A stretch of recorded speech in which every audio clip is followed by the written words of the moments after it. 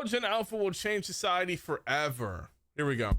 Generation Alpha is on track to be the most troubled generation of all time, and it's not even close. This is the era of mindless consumption, extreme polarization, and soulless, meaningless junk food entertainment. From the explosion of mental Was that illness fucking and violent crime, Azzyland on it? Was that Azzyland and Sniper Wolf? and it's not even close. This is the era of mindless consumption, extreme polarization, and soulless, There's Azzyland. meaningless junk food Sniper Wolf entertainment. From XQC. the Chad, am I the problem?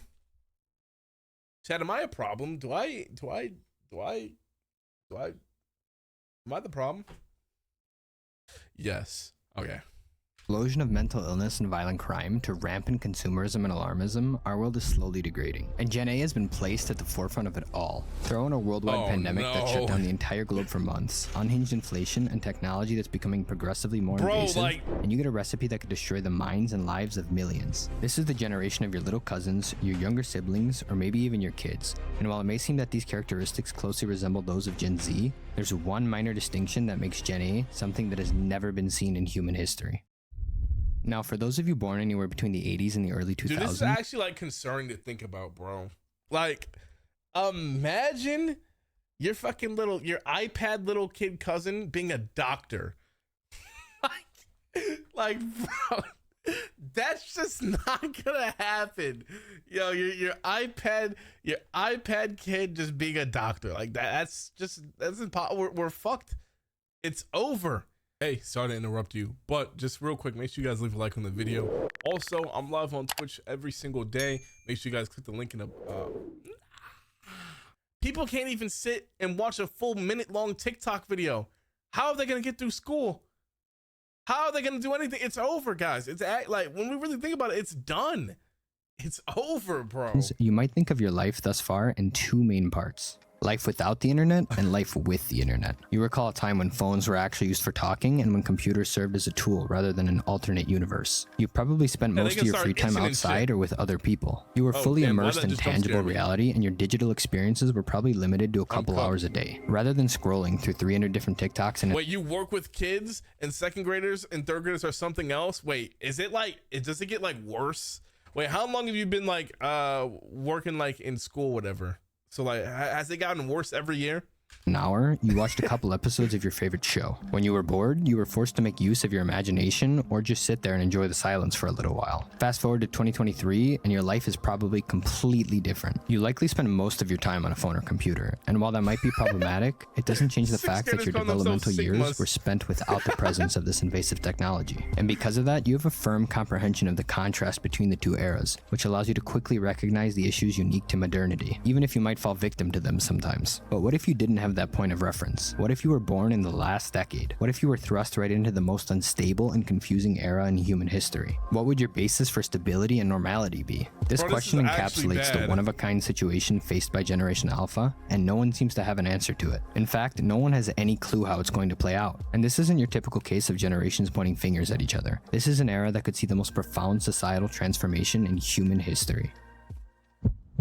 It begins in the womb, where the development of the kids at the school I work at are doomed. Bro, what? I done saw a 6th grader growl and call himself an alpha. Bro, like, this is actually scary. Like, you guys, like, why are we, like, not, like, this? Is this not concerning? Is it, like, like, bro, yeah, the devious licks, we had people stealing fucking, like, and those weren't even, like, kids. Those were, like, 15-year-olds stealing fucking toilets. Imagine when, oh no, imagine in 10 years, it's gonna get even worse, bro. This is bad. The hypersensitive fetus is already being impacted by record levels of obesity and unnatural amounts of radiation from digital devices. Upon birth, the kid begins to observe the people around it constantly staring down at their phones, which they might come to think of as an instinctual human function for all we know. Upon reaching 6 months old, babies already have an understanding of the basics of a touchscreen, with a third of babies under the age of 1 displaying the ability to swipe. If you've been around a baby recently, you know that they are completely infatuated with smartphones. They tend to have far more interest in screens than any other toy. And this makes perfect sense considering the fact that the luminescent, interactive world of a phone screen is simply unlike anything else. The lights, sounds, and rapid movements are unbelievably stimulating to a baby's brain. By the age of 5 or 6, most kids already have their own iPads, which renders the rest of their toys completely useless. This is where they first encounter the confusing and detached world of the internet, where they will spend around 6 hours a day scrolling through mindless short-form content or watching other people play with toys. And if their parents didn't 6 hours a day scrolling through short-form content as like a 3-year-old, it's over. You're being farmed from day one. Oh my god. And we didn't even, like, to be honest, like, yo, TikTok didn't really hit us till like what? Like, what year did TikTok kind of like get popular? I didn't start scrolling through TikTok till I started posting on it. So for me, I started scrolling through TikTok like 2021, and my attention span is already cooked. It's cooked now, just in 2 years. Imagine being farmed from day one. Oh no, bro. No, the time to enable a child lock, it's likely they'll come across something that even adults find scarring.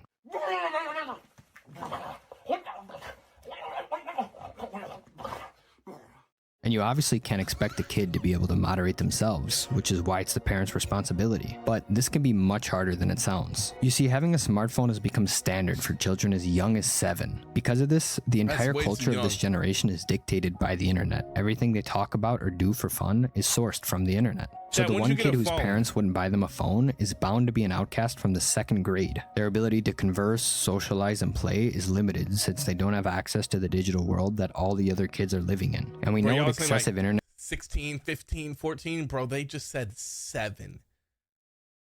Bro, they just said at 7 they're getting phones now, bro. Now that's insane. Use does to adults, so we can only assume the impact would be much harsher on young children. But we also know how terrible social isolation can be, especially at a young age. So this leaves parents with a hard choice. Either they expose their 7-year-old to the brain rot of the internet, or they shield them from it and inhibit their ability to develop socially.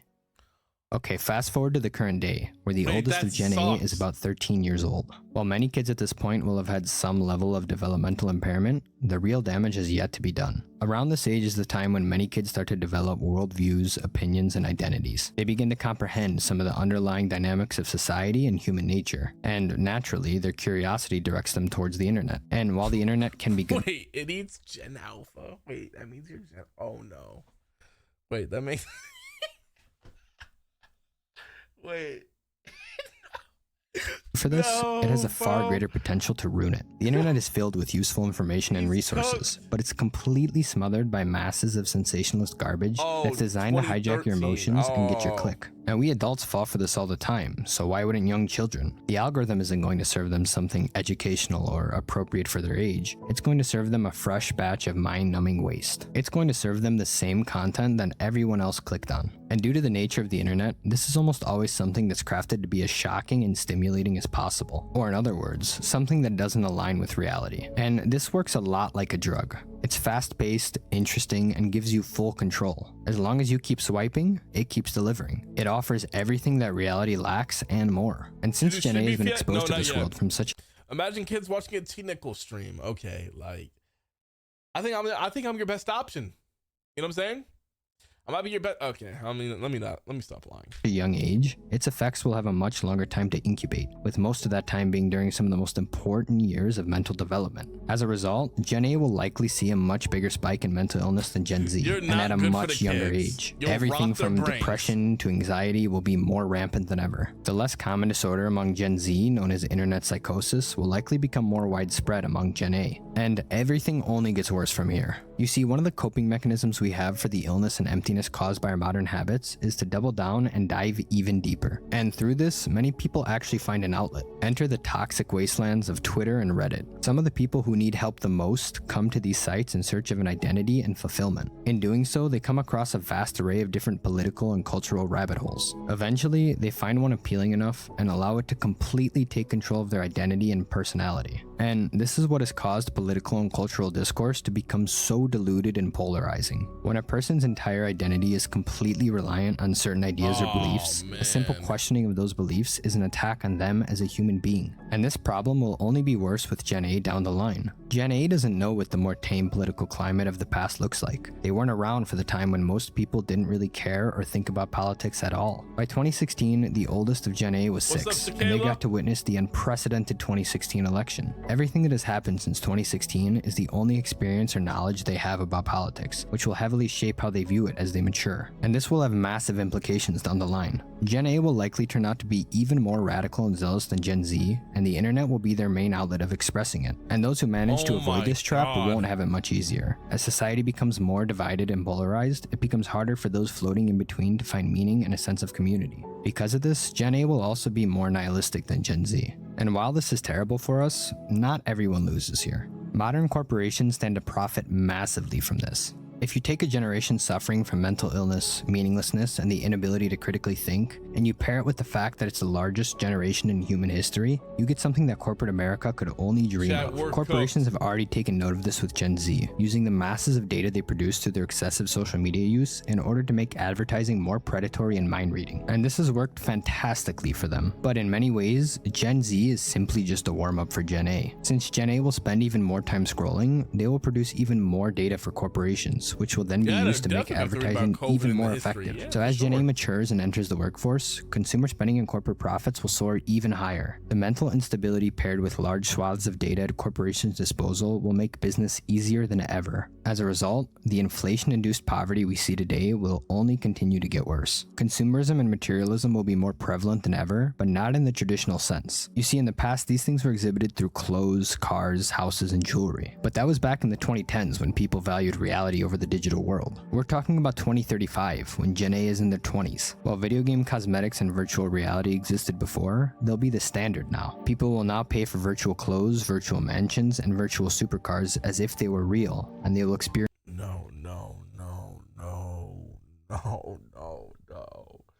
No, it's over, chat. It's over, chat. It's over, bro.